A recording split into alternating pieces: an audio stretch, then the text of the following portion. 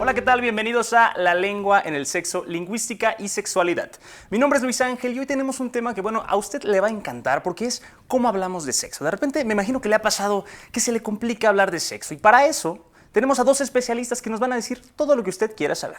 Nuestra primera especialista es Georgina Barraza, ella es doctora en lingüística. Bienvenidos amigos a un episodio más de La Lengua en el Sexo. Esperemos que los disfruten muchísimo como también nosotros lo vamos a disfrutar. Y también tenemos a Jonathan Altamirano, que él es sexólogo. Hola, ¿qué tal, Luis? Qué bueno que vamos a iniciar este proceso de aprender a poner la lengua en el sexo. Definitivamente, yo creo que muchas veces nos cuesta. Yo creo que a ustedes les ha pasado, ¿no? Con su familia, a mí me ha pasado con mi familia, que es difícil muchas veces entablar temas de conversación de sexo con los padres. Por supuesto. Es más, hay veces que ni siquiera se toca el tema de la sexualidad, precisamente porque es un tema tabú. No solamente para las familias, sino para la sociedad en general, ¿no? Entonces, generamos distintos mecanismos para hablar de un tema que es esencial para la vida de cualquier ser humano, que es la sexualidad y el sexo. Incluso hasta el mismo tema, ¿no? Al sexo y sexualidad. Al hablar de sexo, hacemos referencia exclusiva, Luis, a órganos sexuales, es decir, vulva en el caso de las mujeres, pene, escroto en el caso de los hombres, y hablar de sexualidad ya es todo un contexto que hay alrededor, en donde ya se incluyen comportamientos, estereotipos, formas, actitudes. Pero al mismo tiempo es algo tan íntimo que no se puede compartir con cualquier persona. Okay. Sí, es esencial, pero también es parte de lo que soy y de cómo me identifico con los demás. Entonces, y al mismo tiempo es un tema prohibido que genera muchísimo más léxico precisamente por la prohibición. Ahora hablábamos de que no se hablaba del sexo, es más, no se habla de eso en la casa, ¿no? De eso, ni siquiera sexo o sexualidad. Pero también hay otros mecanismos para hablar ¿Cuáles serían? De sexualidad. Que uno, por ejemplo, es el eufemismo. ¿Qué es el eufemismo? El eufemismo es utilizar palabras que no necesariamente tienen que ver con el referente en cuestión y que son mucho más suaves o mucho más amables para tratar un tema. Ahora, que quede claro, el eufemismo no solamente se da para hablar de sexo y sexualidad, también se da para hablar de muerte, pasaron a mejor vida mis padres, por ejemplo, Okay. o para tocar temas que son sumamente incómodos para la persona. Para eso se utiliza el eufemismo. ¿Cuáles serían algunos ejemplos de eufemismos? Eufemismo, por ejemplo, en el caso de la sexualidad me viene a la mente hacer el amor. Hacer el amor. Que suena bonito, ¿no? Hacer el amor es, híjole, pues lo más sagrado, pero cuando dices voy a tener relaciones sexuales, pues muchas veces no lo dices así. ¿No? O estemos juntos, ese sería también un eufemismo, porque aquí nosotros tres estamos juntos y no estamos, como dijeran en México, cuchiplanchando, ¿no? Cuchiplanchando. Que es otro eufemismo y que a mí me parece también desde esta parte del contexto judeocristiano. En el libro del Génesis se habla de que hombre y mujer están desnudos y bueno, ¿cómo lo vemos representado? Cubierto, siempre está encubierto. Los órganos sexuales, en el caso de Eva, en el caso de la mujer, se le pueden ver algo de los pechos, pero los pezones se mantienen encubiertos a partir de esta circunstancia de que es malo, de que no se tiene que tocar el tema. Es más fácil que como hombres podamos hablar o entablar un tema relacionado a la sexualidad que a que lo demos entre hombre y mujer o entre las mismas mujeres. Digo, actualmente ya las chicas, las adolescentes, ya pueden hablar un poco más de su sexualidad entre ellas. Claro. Sin embargo, sigue siendo algo coartado al hablar de sexo entre un hombre y una mujer, a menos, y eso se tiene como muy entendido desde la parte social, a menos de que haya una intención de tener un contacto mucho más cercano, de estar juntos. Estar ¿no? juntos. Como es un tema tan incómodo muchas veces para una determinada comunidad o una determinada relación, piensa madre e hijo o hija, lo que haces es detonar o aminorar esa ansiedad Claro. a través de un chiste. Cuando estamos nerviosos, en terapia sexual, por ejemplo, que se está muy nervioso porque se está abordando algo muy íntimo, Claro. entonces se genera el chiste para aligerar el contexto. Se toma el chiste o el eufemismo a partir del chiste, de que puede ser agradable, puede ser gracioso incluso, si nos vamos a cuestiones sociales, las fiestas, ¿no? El abordar la sexualidad desde esta parte graciosa, lúdica, Claro. queda disfrazada el placer placer, queda disfrazado el erotismo, sin embargo todos y todas sabemos de qué se está hablando en el momento preciso que se está narrando la anécdota, que en muchas ocasiones suele ocurrir, o que se está haciendo referencia a la sexualidad. O muchas veces cuando no se habla de sexo también, pues se hace alusión al sexo, es decir, aunque no se hable, también está presente el sexo, ¿no? Sí, no, y además me pongo a pensar en este caso de los chistes, por ejemplo. Siempre tenemos algún amigo que siempre saca el chiste rojo, colorado, donde habla de sexualidad de manera velada o de sexo. Pero es imposible que diga coito, que diga pene, testículos, escroto, vagina, vulva, clítoris. Porque hasta perdería la misma gracia, ¿no? O sea, no es lo mismo contar un chiste desde estas palabras técnicas o desde estos, palabras científicas, no valorativas, pierde completamente la gracia, la esencia.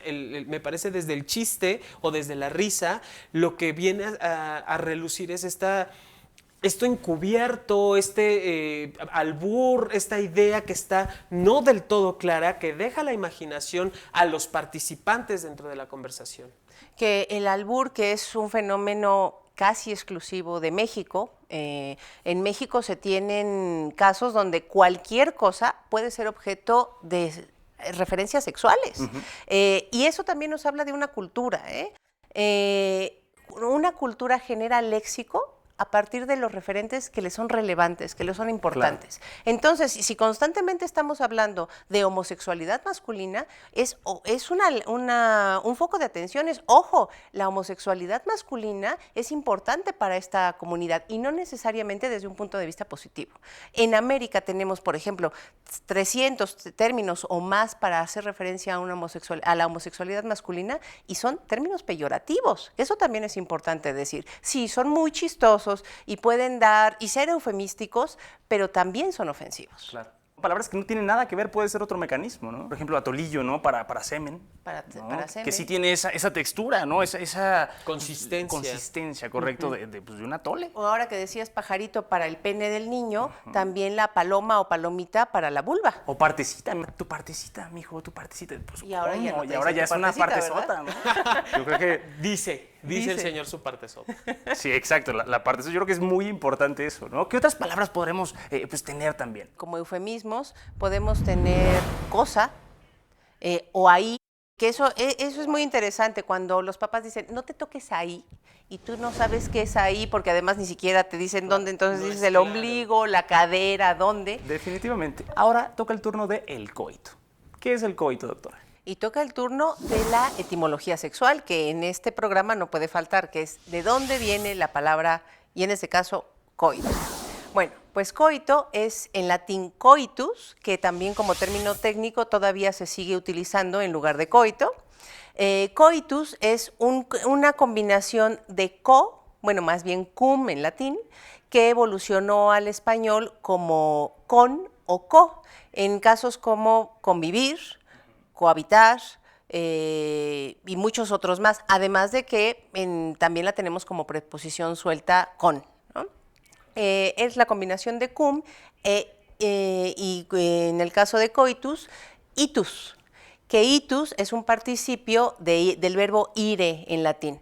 Ire en latín tiene el mismo significado que en español, solamente se le cayó la e, es ir, que es lo que se conoce en lingüística como un verbo de movimiento. Entonces, ido con es más bien ido junto, que los dos van juntos. En un coito, los dos van en pareja. Ahora, es muy importante que aunque esta etimología significa ir con y que podría asociarse a todos estos verbos de movimiento que significan tener un orgasmo, como irse, venirse, correrse, es muy importante saber que el término coito no implica que los dos tengan un orgasmo, y por supuesto que no lo tengan al mismo tiempo. Solamente implica la unión. El coito solamente es la unión y al estar unidos siempre tienen que ir juntos. Yo agregaría algo muy importante, fíjate, en Estados Unidos el anglosajismo cum, que es venir, y cómo se retoma desde esta perspectiva o desde esta división de las palabras. Cum es ir, venir, y ya lo hablábamos, incluso es parte de estos eufemismos, me vengo, ya me vine, ya te viniste, toda esta parte conjugada que hace referencia al orgasmo. Sí, eso es importante, porque tampoco en cum itus, hay nada que haga referencia a ningún tipo de penetración. Es más, retomando el significado literal del latín, en castellano se registran, los primeros registros se tienen en el siglo XIV de ¿Qué coito. surge esta palabra? Ahora, aquí hay que tener cuidado porque en el caso de términos sexuales, a menos que sean tecnicismos, que se registre no significa que es la primera vez que se usó. Si viene Entonces, desde esta parte de ir juntos, y digo que también podríamos ya meter otros términos o meter otras personas dentro de una relación sexual en esto de relaciones abiertas y etcétera, etcétera, no hace ninguna referencia a penetración, hombre-mujer, en absoluto. Si acaso, desde la misma etimología, quizá un poco a la cuestión del orgasmo, pero bueno, ya queda corta la palabra, porque no, dentro de las relaciones sexuales, no es la finalidad, como ya lo veníamos mencionando. Pero lo que tú dices, que en origen, en términos de sexualidad, solamente se empleará para esta concepción muy estrecha del mundo, donde solamente es penetración y solamente en una relación heterosexual, también te está hablando de la realidad que estás viviendo. Tú puedes tener la misma palabra, que eso es este es un buen ejemplo. Tú tienes coito y la palabra no se ha alterado a lo largo de 8 siglos. Pero sí ha cambiado el significado, sí se ha ampliado porque sí hay reconocimiento de que hay otro tipo de posibilidades de tener placer. Y que esto tiene muy poco tiempo, ¿eh? Si nos referimos a la palabra cuando la toma la medicina en el siglo XV y que está escrito y se habla de ello, es muy poco el tiempo es que se empieza a hablar de relaciones alternas, no nada más lo convencional desde la parte histórica de hombre-mujer. Es muy poco el tiempo. Si estás hablando de 8 siglos, podría ser de la mitad, ni la mitad, de la última cuarta parte del siglo pasado. Bueno, en el caso de coito son 5 siglos, pero hay palabras que evolucionan rapidísimo y que incluso en un mismo siglo cambian de significado, ¿no? O se pierden. Pues sabemos que esta palabra obviamente tuvo una evolución, ¿no? Empezó como pues, un significado de convivir, de ir juntos. Después pasó ya a donde hay penetración, ¿no? A tener ese significado. Y después, como comentabas, Jonathan, también pasa a un término pues, donde ya no nada más es una relación heterosexual la que cuenta como coito, sino también puede ser una homosexual, ¿no? Un lésbico también. Y que no hablas exclusivamente de la penetración, Luis. O sea, incluso hasta relaciones heterosexuales, donde no tiene que ser obligatoria la penetración para poder hablar de coito. ¿Y en qué momento existe este cambio en donde ya el coito empieza a contar también en relaciones homosexuales o lésbicas? Lo interesante aquí es, como ya dije hace un momento, que la palabra se ha mantenido intacta, no ha habido ningún cambio ni siquiera fonológico o morfológico en la palabra a partir de que la trajimos del latín, pero que sí ha tenido una extensión semántica y se ha ampliado el término. Pero al mismo tiempo, este término sigue siendo un tecnicismo, porque yo no hablo de practicar el coito con mi pareja. Claro. Bueno, yo la practico, ¿no? Pero no desde ese le digo, término. ¿vamos a practicar el coito? ¿Qué mencionas tú, Georgina? ¿Qué palabra dices en lugar de coito? Bueno, fíjate que eso es muy interesante, porque hay veces que ni siquiera se utilizan las palabras. En la relación de pareja muchas veces tiene que ver más el comportamiento, el lenguaje corporal y cómo te acercas al otro, porque aunque es tu pareja, en ciertos contextos te acercas de distinta forma y él lo reconoce, ¿no? O ella lo reconoce. Entonces, también eso es una ventaja, que tenemos un lenguaje corporal que nos permite también salvar esta otra parte donde pues a lo mejor también es incómodo para mí decirle a mi marido que yo tengo deseos de actividad sexual. Entonces a lo mejor le hago piojito, como decimos en México, un besito, me acerco y a lo mejor así funciona más que decirlo con palabras. Pero ahora nos toca el turno de tomar las palabras retrosexuales. ¿Qué son las palabras retrosexuales, doctora? Bueno, las palabras retro o la historia de las palabras son aquellas palabras que hacían referencia o que siguen teniendo un valor sexual, pero que ya las nuevas generaciones no emplean. Como por ejemplo, todos reconocemos poseer para hacer referencia a que un hombre tenía relaciones sexuales con una mujer. Pero este término ya ha dejado de emplearse. Muy probablemente en los años 50 todavía se podía poseer a una mujer o también otro término, hacer suya a una mujer. Es muy interesante porque una mujer no podía hacer suyo a un hombre. ni tampoco podía poseer a un hombre. Que ahora ha cambiado, ¿no, doctora? Ahora ya las mujeres ya muchas veces ya dominan. No, pues dominan muchísimo. Ahora, lo interesante aquí no es que las mujeres ahora puedan poseer a un hombre o que puedan hacer suyo a un hombre, sino que ya ha cambiado completamente la terminología. Ahora tenemos hacer el amor, estar juntos, tener relaciones, que son eufemismos, pero que son muchísimo más, lo que yo me atrevería a llamar democráticos en términos sexuales. Es decir, ahora la mujer ya no se considera un objeto sexual y sobre todo ya no tiene un rol solamente pasivo, en el que una mujer, bueno, pues yo me acuesto y me abro de piernas y ese es mi rol en la relación sexual, sino que yo también puedo ser partícipe de esa relación sexual y estar contigo aunque tú seas un hombre. Hay dentro de esta parte filosófica de la pasividad, también quiero aclarar un punto en particular, porque hay teorías que hablan que aún decidiendo no hacer nada, es hacer algo, es decir, estar acostada en la cama con las piernas abiertas en el ejemplo que nos dabas, es hacer y es ejercer.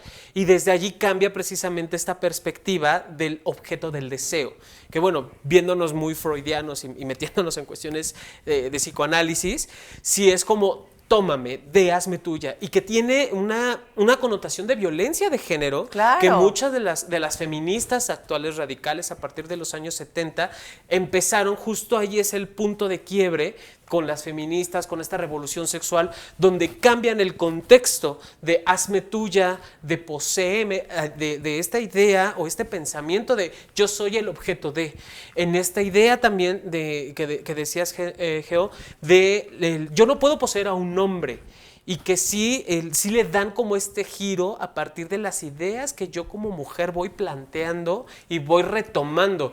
Y es mucho la lucha del feminismo, mucho la lucha de tener un lugar y una decisión dentro de la sexualidad. Incluso en los años 90, cuando se empieza, después de toda esta revolución del VIH y el uso del condón, se empieza a hablar de que la mujer también puede tomar la decisión de portar condones. Todavía no logramos romper esa idea de que la mujer no tiene por qué traer condones en la bolsa. Sin embargo, parte de esta ruptura o de este cambio, incluso hasta con cuestiones de salud sexual, tienen que ver a partir del cambio del paradigma del poseerme o del ser suya. Por supuesto, ¿no? Una mujer, sí, yo soy libre de traer condones en mi bolsa, pero ¿qué mensaje están leyendo los otros si encuentran condones en mi bolsa? Que soy una mujer promiscua, ¿no? Claro. Sigue habiendo una carga machista sumamente cargada, donde sigo clasificando a las mujeres y yo misma como mujer me clasifico y a lo mejor no me atrevo a ir a la farmacia a comprar condones porque ¿qué van a pensar de mí? Pero ¿qué tanto ha disminuido el machismo? Es decir, yo creo que definitivamente hacer suya, poseer, son cosas que se utilizaban tal vez términos pues retros, ¿no? Pero definitivamente el machismo sigue existiendo, pero ¿qué tanto ha disminuido? La disminución del machismo tiene que ver con contextos sociales, contextos políticos. No podemos decir que ya bajó, porque no, es muy, muy complicado. Sin embargo, sí ha habido una transformación con respecto al pensamiento, ¿no? Antes hablábamos de esta circunstancia de la mujer. El feminismo viene a cambiarlo. Sin embargo, se han encontrado otro tipo de adjetivos, de palabras que vienen a delimitar y que tenemos que hablarlo desde la parte de la violencia de género, que son los términos que se utilizaban. Ahora, yo quiero darle esta parte también del erotismo, desde el contexto del poseer. Esas sí son palabras que se siguen utilizando dentro del juego de la pareja, dentro del juego sexual, el hazme tuya, el poséeme. Incluso también los hombres empiezan a utilizarlo desde el contexto erótico con la pareja. Porque es muy rico, ¿a poco no? Doctora, si uno disfruta de repente que le digan, no sé, pues te voy a hacer mía, ¿disfruta eso o usted de repente aplica el hazme tuya? No, y además yo creo que más allá de que yo me vea como objeto de posesión de alguien o el otro se vea como objeto de mi posesión, creo que es muy atractivo sexualmente hablando en la relación de pareja que alguien tome el rol activo y que de repente tú te dejes generar placer por el otro, ¿no? Quedarte quietecito y decir, bueno, aquí estoy para que me des placer y yo te lo voy a dar a ti y tómame. Pero entonces le gusta que la dominen, doctora. ¿A usted le gusta que...? No necesariamente. Todo depende del día y de la hora. Todo de la depende. circunstancia. De la circunstancia. De quién sea el que te vaya a tomar. O la que te vaya a tomar, quién sabe. ¿Por qué dejar reducida la experiencia nada más a un género? Por supuesto, puede haber otro tipo de experiencias y que también te resultan igualmente atractivas. Esta parte del poseer, del hacerme tuya, no tiene que ver solo con la penetración ya. Okay. O sea, sí, en el contexto retro que estamos tocando, sí hablábamos de la penetración como tal. Claro. Estoy contigo, comparto desde este ser un bolobán acostado en la cama y hazme y poséeme y tómame como mejor te parezca. Claro. Y que tiene el contexto de yo sé que con esta actitud que tomo, hombre, mujer, como sea, desde esta actitud que tomo, sé esto que decías, Geo, sé que voy a compartir mi placer contigo. Sí, ¿no? Y generar el placer en otro también puede ser muy atractivo para ti mismo, ¿no? Ver cómo estás haciendo que el otro disfrute, lo que también para ti es placentero. Pero entonces quiere decir que estas palabras, digamos, pueden seguirse utilizando o está bien utilizarlas tal vez en un juego sexual, en donde no sea, no sé, un resultado de machismo, por ejemplo. Todo dentro de la relación sexual, Luis, todo es válido. Siempre y cuando exista consenso. Si yo dentro de mi relación sexual con mi pareja puedo permitirme utilizar no solamente esta palabra, sino otras más peyorativas, incluso en un contexto social hasta considerarse violenta, si dentro de mi relación de pareja es válido,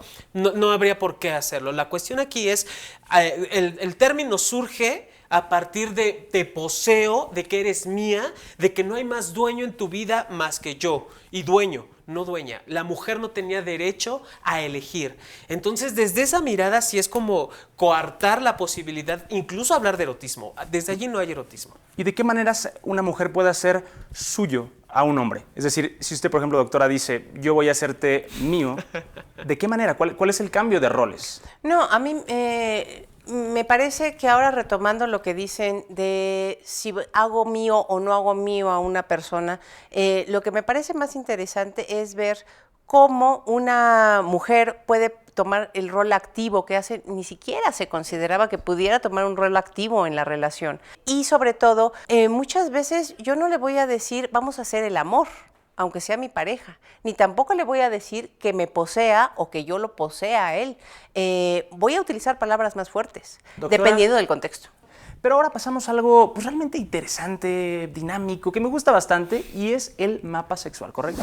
Por supuesto que sí. Y en esta serie nos importa mucho que establecer mapas sexuales. ¿Qué es un mapa sexual? Es determinar en qué países se utilizan determinados términos para todo lo referente a la sexualidad. Entonces, aquí tengo que hacer una aclaración de corte más lingüístico y técnico que otra cosa, que es, vamos a hablar de dialectos. En general se cree que un dialecto es una palabra, es una lengua de sustrato, una lengua minoritaria, pero esa concepción es incorrecta.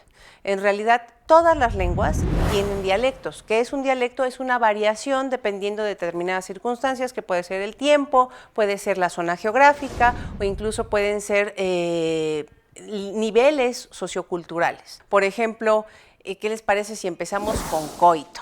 Que ya habíamos hablado del coito. Un poquito de eso. A ver, en México, por ejemplo, se dice matar el oso a puñaladas. Matar el oso a puñaladas. Jonathan, ¿a qué nos referimos con eso? Porque suena un poco sangriento, suena un poco... Pues fíjate fuerte. Que esta palabra, estábamos hablando de un contexto, los osos son peludos, ¿no? Y el cuchillo, puñal, tiene una forma fálica. Okay. Entonces, al hacer referencia a matar al oso a puñaladas, quiere decir introducir este puñal o introducir el falo en el oso, que se vendría siendo la zona púbica o la vulva, aunque nos estaban haciendo un comentario aquí fuera de cámaras que era relacionado precisamente en el momento del periodo menstrual, okay, por la cuestión de la sangre y matar el oso a puñaladas. Bueno, pues sí se me hace como bastante lógico que este contexto en relación o con relación al animal, bueno, a esta parte del animal peludo y la forma fálica del puñal. Entonces el oso podría ser de alguna forma, pues tal vez el vello púbico.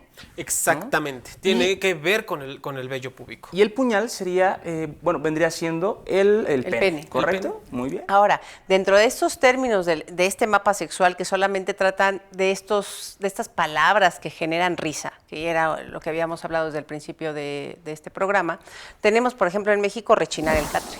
Rechinar el catre. Qué bonito se escucha, ¿no? Qué léxico. Qué Sí, bonito. se oye muy bonito si tú eres el que está rechinando el catre, pero si eres el vecino que está escuchando cómo Qué rechina el incómodo catre. es, ¿no? Porque Puede ser duro. Puede sí, para quienes no conocen los catres, porque también puede haber público que no conozca los catres, son camas muy delgaditas, generalmente metálicas, incluso Individuales, son pequeñas. Entonces, estar dos personas en la misma cama metálica con el movimiento, pues sí genera muchísimo ruido. La característica particular del catre es una tela estirada con resortes. Entonces, al generar la tensión, Claro. el estar teniendo la relación sexual, el movimiento, el molleo, Rechina y rechina, el ¿no? catre. Me ha pasado Por muchas veces por escuchar. Échenle aceite. Qué feo cualquier es O eso. cosa. cambia de catre, ya Cambia cómprate de una catre. cama Que grande. muchas veces ya ni siquiera catre, ¿no? Muchas veces ya está en el piso, en la alfombra, ya ni siquiera se escucha. Ya En la pared. Donde caiga. Ha habido una evolución en esa Literal. palabra. Donde caiga. Bueno, pues ahora pasemos a otro que también habla de coito, ya hace referencia al coito. En Honduras y El Salvador, por ejemplo, le dicen sacarle punta al lápiz. Y todos entendemos lo de sacarle punta al lápiz, ¿no? Es una imagen muy clara. Metes el lápiz en el sacapuntas y empiezas a dar vuelta. Claro. Y el lápiz es el pene, ¿no? Obviamente. Y el sacapuntas pues, es la vagina. La vagina, claro. Gírale. Ahora, por ejemplo, hay otras palabras. Por ejemplo, para orgasmo, ustedes tienen en Honduras voltear los ojos. Voltear los ojos. ¿Les ha pasado? ¿Han volteado los ojos ustedes? No he estado en Honduras. ¿No? Aquí en México sería poner ojitos de huevo. Cocido.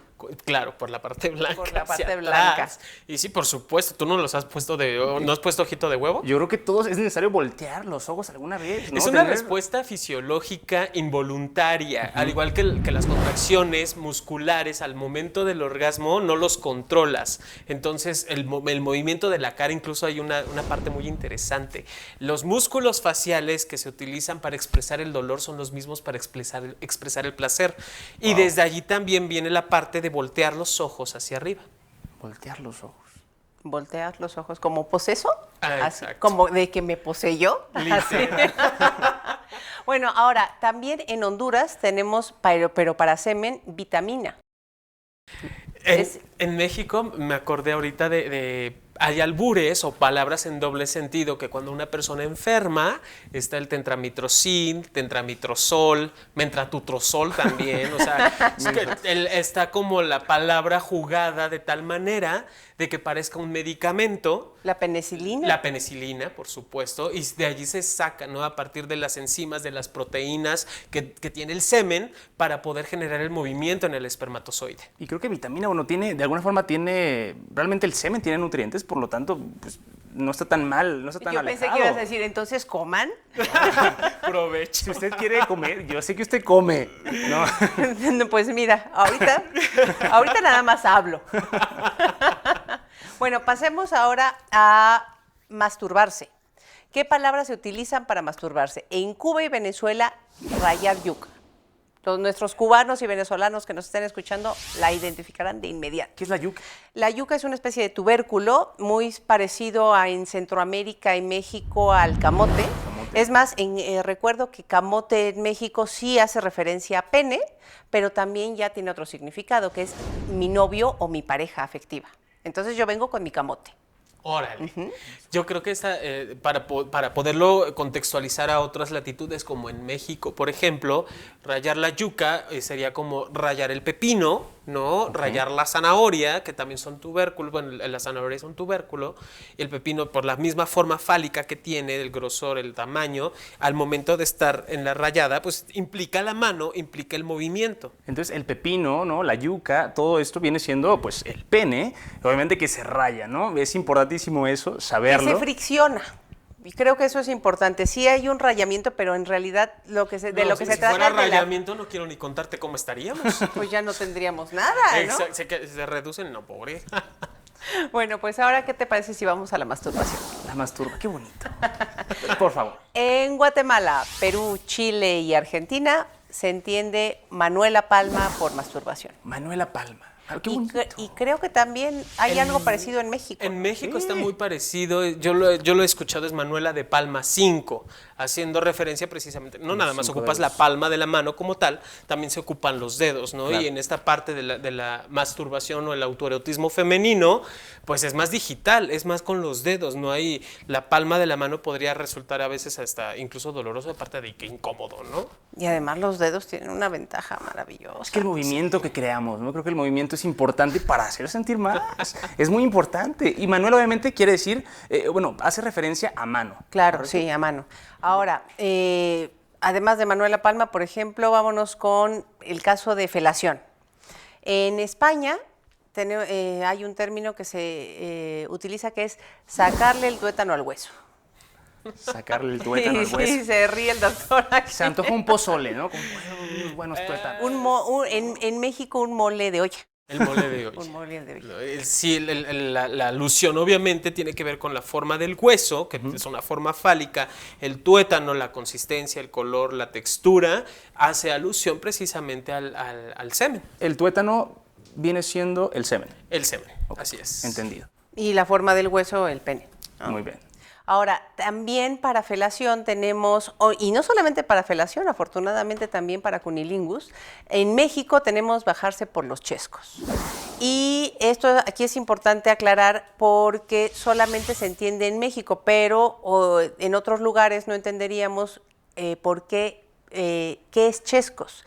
Chescos en México es un acortamiento de la palabra refresco y para buena parte de los mexicanos refresco es para lo que en otros países es la gaseosa o Soda. incluso en el propio México, en el norte, soda, ¿no?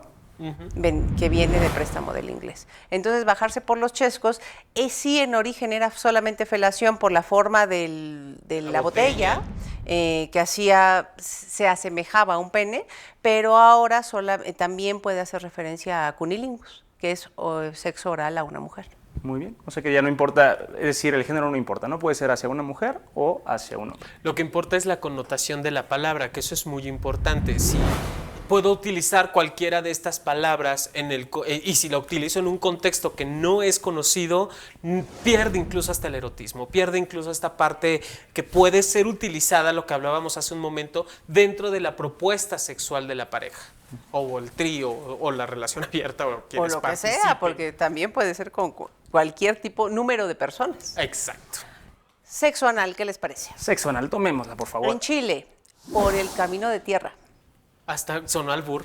Sexo anal en Chile, por el En camino Chile. de tierra. Por el camino de tierra. A ver, ¿qué es el camino de tierra? Bueno, imagínense un camino que al tener tierra es lodoso, que es efectivamente el sexo anal, ¿no? Cuando tenemos un acto sexual vía anal, muy probablemente también estén involucradas las heces. Pero digo, el caminito, digamos, el ano tiene que estar limpio, ¿no? O sea, ¿cómo es posible? O sea, ¿de verdad sale todo esto? Ay, ese es como un tema aparte, porque hay muchas personas que practican el sexo anal después de un edema, y esto lo dejamos en puntos suspensivos, no es lo mejor. Obviamente, si buscas, encuentras, no vas a encontrar rosas, me queda muy claro.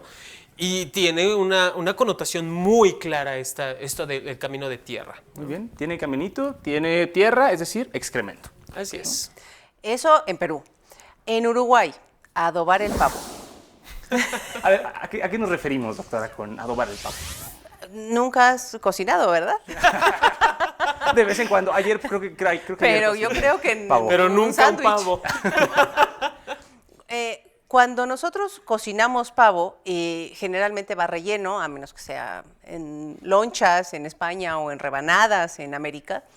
Bueno, pero en otros casos lo rellenamos y lo rellenamos por lo que conocemos, que habíamos hablado Del en guacal, corte, es como por el guacal. Así es. Y no es necesariamente el guacal el ano, pero sí es la zona cercana al ano y por eso, por analogía, entonces decimos, pues adobar el pavo. Hasta la posición que adopta el alimento en la charola para meterlo al horno. Pues Está listo, ¿no? Está Para hacer- listo para adobar el pavo. Mira, no he guisado pavos, pero sí Pero sabe ya cómo. entendió, ya entendió. Nunca se sabe, ¿no? Utilizar el pavo estaría... Ahora, para sexo anal en México, Perú, Chile y Honduras, por Detroit, Por Detroit. que es por semejanza fónica por detrás. Por detrás. Y que esta palabra que tampoco tendría nada que ver, ¿por atrás qué? O sea, no precisamente las relaciones anales se tienen de espalda, que Claro sería la que parte no. de atrás. Claro. ¿No? O sea, hay muchas formas de tener relaciones. Ni tampoco las vaginales al frente. Por supuesto, hay muchas posiciones y que, bueno, y si nos dará tiempo, en algún momento las hablaremos, obviamente. Claro, ¿no? Pasamos a un mapa sexual número 2, ¿correcto? Ah, bueno, sí, porque ya hablamos de todas las palabras que generan risa. Correcto. Ahora vamos a hablar de los eufemismos. Eufemismos. ¿Qué les parece? El acto sexual entre lesbianas. Entre lesbianas. Y un eufemismo podría ser, obviamente es una palabra suave, ¿no? Que suena bonito. Entonces, si hablamos de lesbianas, ¿cuál sería? Bollito. Bollito. Qué bonito el bollito. Qué bien se escucha. ¿no? Así le debe decir a la novia, qué bonito el bollito. Qué bonito tu Qué bonito bollito. el bollito. Sí, este término tiene que ver con la asociación física del órgano sexual de la mujer, los bollos o bolillos conocidos en América, la telera, tienen En una México. forma, así es, tienen una hendidura en la parte central muy similar a los órganos sexuales de la mujer. Entonces, obviamente, tenemos uno, tenemos otro. El contacto que se da entre estos dos bollitos o entre estos dos órganos sexuales o montes de Venus, se hace la alegoría a las relaciones sexuales lésbicas. Muy bien.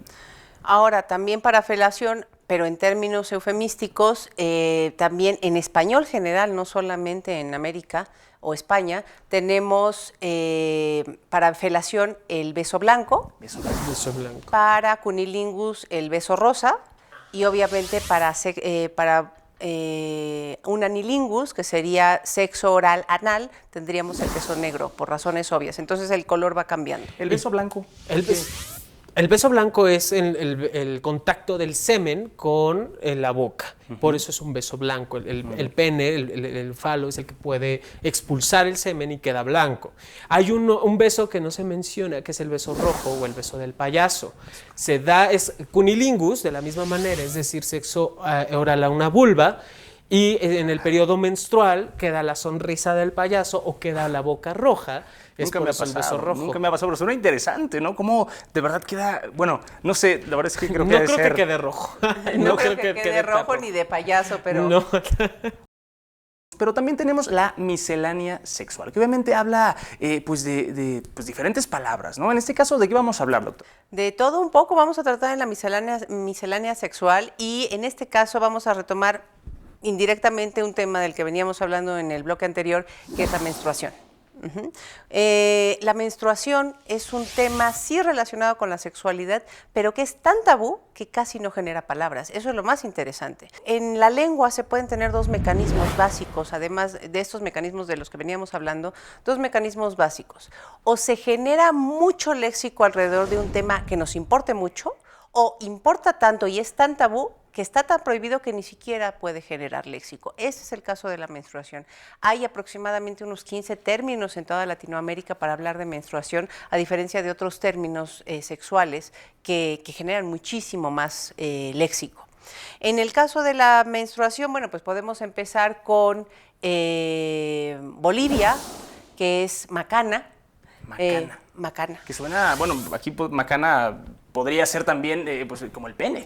Bueno, en ciertos países macana puede ser pene, en México y seguramente en Centroamérica también es un mazo, como una especie de cachiporra, que no necesariamente tiene que ver, cuando utilizamos estos términos, menstruación no necesariamente tiene que ver con el pene, pero sí, como hablábamos en el corte, sí con el golpe y la sangre que genera ese golpe puede ser que se refiera a macana.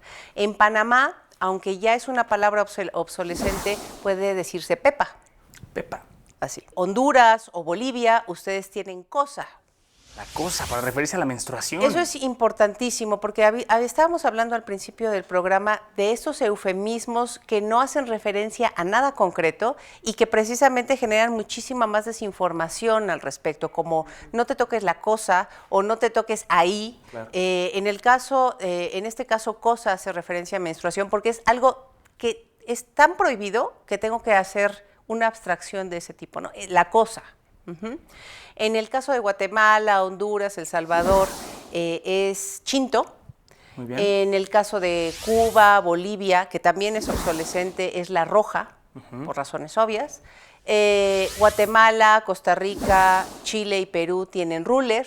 Ruler, que hace referencia tal vez a una regla, ¿no? Como a un Claro. periodo. Podría ser cada 28 días y que bueno, hay toda una connotación muy desde la historia judeocristiana del por qué no hay más palabras, por qué es tan tabú. Me parece que tiene mucho que ver desde la historia judeocristiana, ¿no? Todo lo que se pensaba alrededor de la menstruación, que hay periodos de purificación, de abstinencia, son días en el momento de la menstruación, cuando se está dando son 5 días por lo común, son dos días más de purificación en el caso de las mujeres judías. Esta purificación permite a partir del tercer día después de que el hombre se acerque, y estamos hablando que es aproximadamente del día 8 dentro del periodo menstrual, y la ovulación ocurre entre el día 11-12, y estamos hablando que el fin de conocer este proceso del periodo de menstruación de la mujer implicaba la fecundación para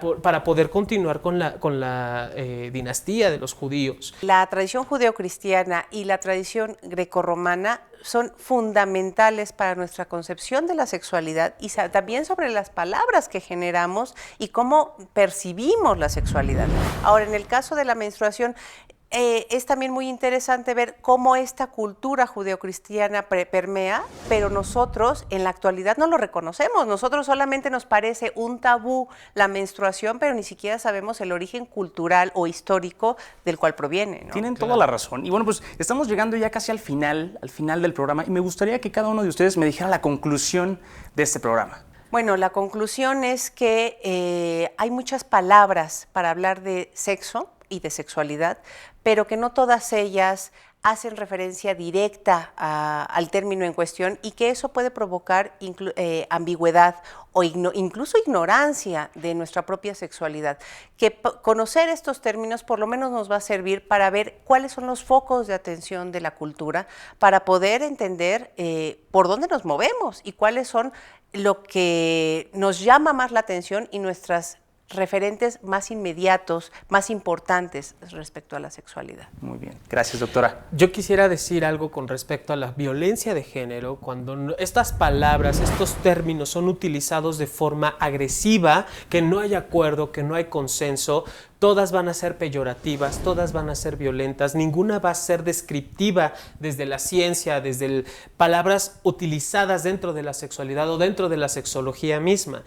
Sí es muy importante reconocerlas, conocerlas, entenderlas, por algo estamos haciendo este programa, para a partir de ahí dar términos científicos y dejarnos de eufemismos, ¿no? de hablar de por ahí, de déjate el negocio y cosas así, y ser como muy claros en los órganos sexuales, en el uso de las palabras dentro de la sexualidad. Y definitivamente yo los invito a que no se pueden perder nuestra próxima emisión, porque va a estar cada vez mejor.